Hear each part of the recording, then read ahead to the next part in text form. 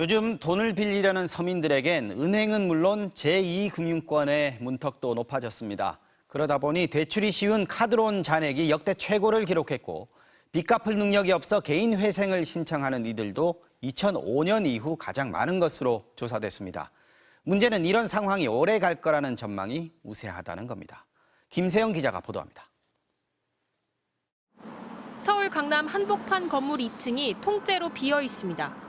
한 저축은행이 입점해 있었지만 지난 1월 폐점했습니다. 올해 1분기에만 이렇게 5개의 저축은행 점포가 사라졌습니다.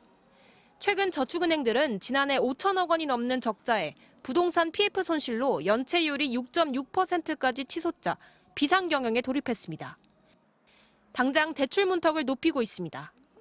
지난해 저축은행의 중금리 대출 잔액은 7조 3,720억 원으로 1년 전보다 4조 원 이상 급감했고 신용점수 500점 이하 고객이 이용할 수 있는 대출 상품도 11개에서 3개로 줄었습니다. 20%의 이제 법정 최고금리가 걸려 있으니까 사실 20%로도 빌려주기 좀 어렵다 싶은 사람들은 아예 이제 안 빌려주니까 대출 문턱이 이제 높아지는 거죠. 제도권 밖으로 밀려나는 거죠. 대출 문턱을 못 넘은 중저신용자가 몰리면서 별도 심사 없이 신용카드로 대출해주는 카드론 잔액은 지난 3월 말 기준 39조 5천억 원에 달하며 역대 최대치를 갈아치웠습니다. 빚 돌려막기 용도인 카드론 대환대출 잔액도 1조 7천억 원을 넘어 1년 전보다 50% 이상 늘었습니다. 빚을 갚을 능력이 없어 개인 회생을 신청한 건수 역시 지난 1월과 2월 합계가 1년 전보다 17% 늘었고 2005년 통계 작성 이후 역대 최대를 기록했습니다. 이런 현상이 당분간 계속될 거라는 암울한 전망도 나오고 있습니다.